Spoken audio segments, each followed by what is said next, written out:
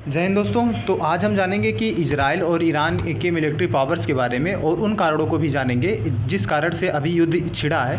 तो पहले हम बात कर लेते हैं इन दोनों देशों के बारे में थोड़ा सा और इनके पावर्स के बारे में। तो देखिए, ईरान की राजधानी तेहरान है और इजराइल की राजधानी यरूशलेम है। तो ईरान जो है वो मुस्लिम कंट्री है और इजराइल यहूदी यानी ज्यूस कंट्री है।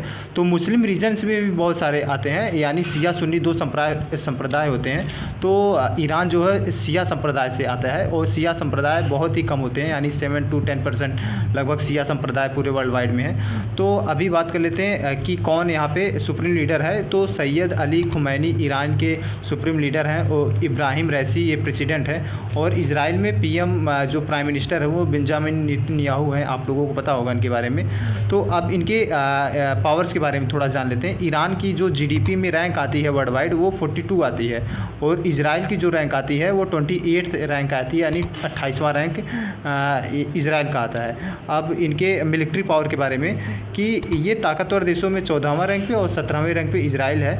और ईरान के पास 12 लाख सैनिक हैं और जो इजराइल है उसके पास 6.7 लाख सैनिक हैं। और ईरान के पास 1996 टैंक है और जबकि इजराइल के पास 1370 टैंक है। और अगर बात कर लेते हैं लड़ाकू विमान की, तो इसके ईरान के पास 186 लड़ाकू विमान है और इजराइल के पास 241 यानी 241 लड़ाकू विमान है। थोड़ा सा इससे ज़्यादा है बस इसी में। और पनडुब्बी इसके पास ईरान के पास 19 है और जबकि इजराइल के पास 5 है। और आबादी अगर दोनों के देख लें तो 8.7 करोड़ आबादी ईरान की है और इजराइल की 90 लाख ही है।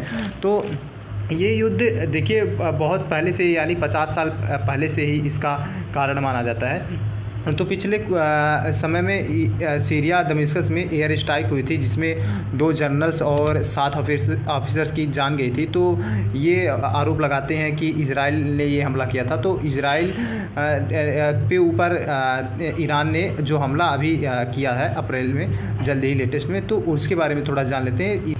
ईरान ने 300 से ज़्यादा ड्रोन और मिसाइलें दागी थी, जिसमें इजराइल और यूएस ने ये दावा किया कि वो 99% जितने भी मिसाइल और ड्रोन थी उनको हवा में ही वो मार दिए थे। तो अभी जान लेते हैं ये कैसे इसकी कहानी शुरू हुई थी। तो अब बात कर लेते हैं ईरान के थोड़ा हिस्ट्री के बारे में। तो देखिए, ईरान में जो इस्लामिक रिवोल्यूशन हुआ था वो 1979 में हुआ था।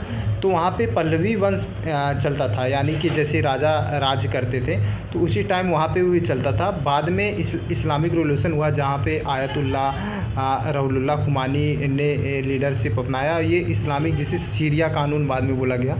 तो पहले जो ईरान का नाम था वो पर्सिया नाम से जाना जाता था। आप लोगों को पता होगा कि जो मुस्लिम संप्रदाय है वो दो भागों में बटा हुआ है, पहले शिया है फिर सुन्नी है।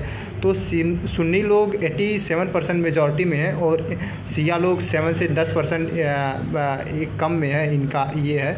और जो शिया संप्रदाय के लोग हैं वो ईरान में रहते हैं और सुन्नी संप्रदाय के लोग पूरे वर्ल्ड वाइड में रहते हैं, जैसे कि इंडिया वगैरह सब में। तो ईरान की जो अभी पॉवर्टी है वो 28% है और 40% 2 साल में और पॉवर्टी हो जाएगी। तो पहले राजवंश चलता था तो इसका सपोर्ट अमेरिका और इजराइल करते थे और आयतुल्लाह रुहुल्लाह खुमानी इसको नहीं चाहते थे और बाद में इनको हटा दिया गया। अभी हाल ही में क्या हुआ कि फारस की खाड़ी में जिसे स्टेट ऑफ हार्माज बोलते हैं, उसमें ईरान ने माल ढोने वाली जहाज़ को जो कि इजराइल का था उसको हाईजैक कर लिया था और जो कि यूएई से इंडिया के लिए आ रहा था, जिसमें 17 भारतीय थे, जिसे बचाने के लिए विदेश मंत्रालय से बात चल रही है।